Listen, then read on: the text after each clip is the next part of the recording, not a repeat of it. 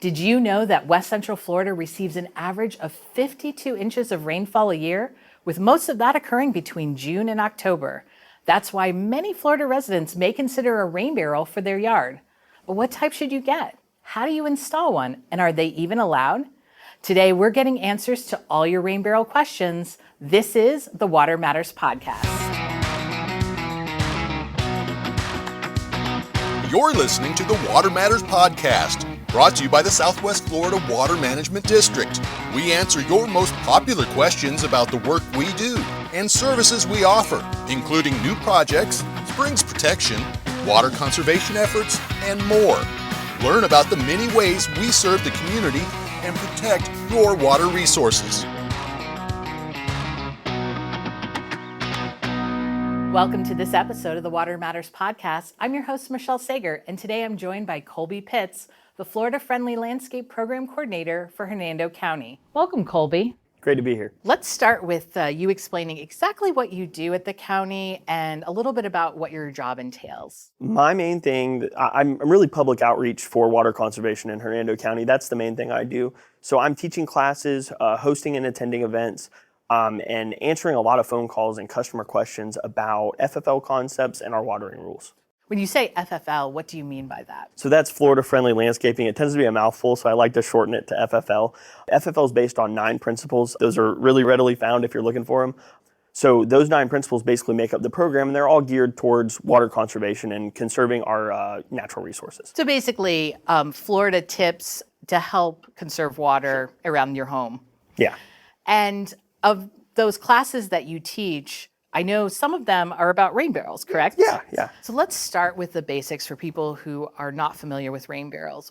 What exactly is a rain barrel, and what would you use it for? Rain barrels are used to collect rainwater for later use. Typically, these are going to be set up under gutters, collecting rainwater that falls on your roof and goes through your gutter system. And it's helpful because you can use it around the garden. Rain barrel water is really good for watering bedded plants, potted plants, and even use it for washing tools, your car, windows, things like that. It's really good for watering plants because rainwater tends to be a little bit more acidic than our groundwater, and plants really tend to prefer that lower pH. So they could actually benefit from that. It's a health benefit. And if you're using that water, you may not have to use your irrigation system or your hose. So you're also could be potentially saving money. Definitely. Just by nature of hand watering, you're already saving water because it's very targeted and on point. But you're also not using, you're using water that would have just ran off otherwise. That's kind of where the runoff reduction purposes of rain barrels come from too. Can rain barrel water be used for drinking water? I would say no. And the reason I say that is your roof and your gutters, which typically where the rainwater that's coming into your barrel comes from, it can be filled with all kinds of contaminants. And I urge you the next time you have a chance to look on the inside of your gutters and tell me if you'd like to drink out of it. I know at home, even though I try to keep my gutters clean, I wouldn't want to. Absolutely. So stick to your plants, using it for those outside purposes. Definitely don't drink potable water. Don't drink the water. So we have a lot of residents that are new to the area, and they may not understand all the rules about rain barrels because sometimes they come from states where they're not allowed. Sure. So can you help us understand the rules for putting in a rain barrel in your community? In Florida, there actually are no statewide restrictions on rain barrels. So that's a really good thing to know. And typically your municipalities, local governments aren't going to have them either. The place you should pay attention to is if you live in a homeowners association. Those are the places that are typically going to make rules that might restrict rain barrel usage. So please refer to your HOA covenant on that type of thing if you live in an HOA. And a lot of times they're not keeping you from having them. It just might be rules on how they're installed or the color of them. Isn't that correct? In our Hernando County communities, we have a few HOAs that have rules regarding rain barrels, and they prefer that they're in the back and that they are a neutral color, which is why, as you'll see later, the ones that we have are a very neutral. They're beige, which tends to go with a lot of the houses that are in these HOA communities. So you shouldn't necessarily feel discouraged if you live in a deeded community. You could probably still have one. You just need to check on exactly what the rules are. Definitely, and rain barrels are one of those things that there's not really a negative to.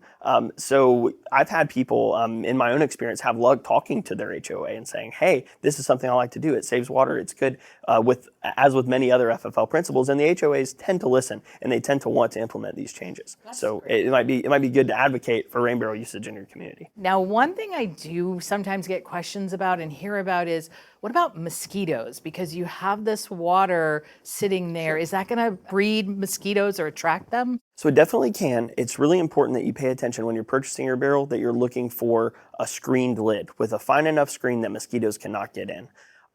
Most of your purpose-built barrels that you're buying from your big box stores, those are going to have a lid and you shouldn't worry about it. If you're building your own barrel, it's important that you buy a fine enough screen. If you do end up with a mosquito infestation, using products like BT, which is a bacterial pesticide, that's not going to harm any of the uses. It's not going to harm your plants. You can still wash your windows, your car, your tools, etc. Without being a breeding ground for mosquitoes. A typical rain barrel, how long does it take to fill one up? So it really can depend, but in typical setups, a half inch of rain, which we get in Florida pretty regularly, a half inch of rain is plenty to fill a barrel most of the time. Okay, Colby, so you have been kind enough to bring one of these in for us, a rain barrel today. Can you kind of walk us through the different parts of the rain barrel?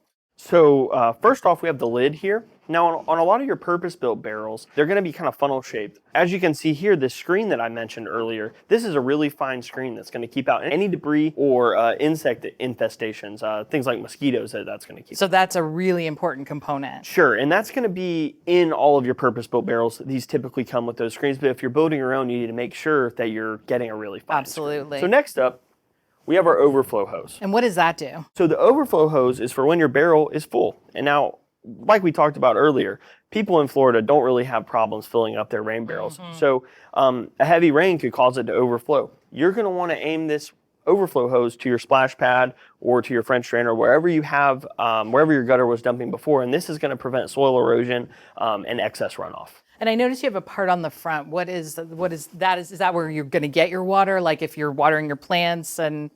Yeah, so this is going to be your hose bib, and this is really important. It's one of the things that I like a lot. This is one of the reasons why Hernando County uses this specific rain barrel. This hose bib is made of brass. That means it's metal. It's really going to last a long time. It's going to be less prone to failure. And then I noticed there's another output over here. What is this for? So this is a second overflow nozzle. Okay. Now, what you can do with this is if you have multiple barrels, you can daisy chain them together, allowing you to interesting. fill up. These are 55 gallons a piece. With two, you have 110 gallons of water, and you could continue that on, in theory forever, to have as much rainwater as you can possibly stand. So this is kind of a ready-made one, but if I'm building my own or purchasing just the barrel, what are the components I'm going to have to add myself? So you're going to have to, with the lid, you're going to have to add a screen, have to add an inlet. You're going to have to add these overflow hoses. And the most important thing, so you can actually access your water, is going to be that brass hose bib. And there's all types of different rain barrels out there. You can have fancy, basic. Do you have any advice on how to pick a rain barrel? The main thing you really want to focus on is making sure that you have that screened lid that is fine enough that insects and debris are not going to get in. But other recommendations I'd have are look for metal hardware, look for brass hose bibs, make sure that you have sturdy hose clamps for overflow hoses and things like that. The brass hose bib is really nice, and I think once you've used one, you're not going to want to go to a plastic hose bib. Now, obviously, you can buy them in stores, but you can also make them. Sure. If somebody wanted to make their own rain barrel, are there classes? Are there videos? What should they do? A lot of your local extension offices, your UF-IFAS extension offices, they're going to be the ones who are offering your rain barrel classes. Now, some of them sell purpose-built rain barrels. Others do a class where you make the rain barrel there. There is extensive documentation on not only the UF-IFAS extension website, but also the district's Water 101 program. There's also instructions there on how to build a barrel. Obviously, you teach classes in Hernando County for residents here, but what if I live in another county? Are there classes available near me? There definitely are. So every single county in the state of Florida has an extension office, and typically that's where those rain barrel classes are held. And if your extension office isn't holding a rain barrel class, they definitely know who is. So you should check with them. Definitely check with your local extension agent to find out about rain barrel classes near you.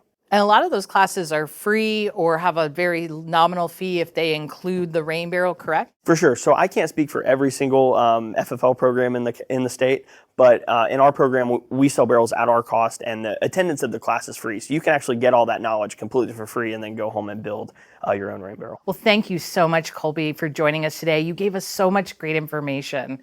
And if you want more information about rain barrels, visit watermatters.org/water101. Click on the rain barrel icon for information with videos, downloadable guides, and more information about building a rain barrel.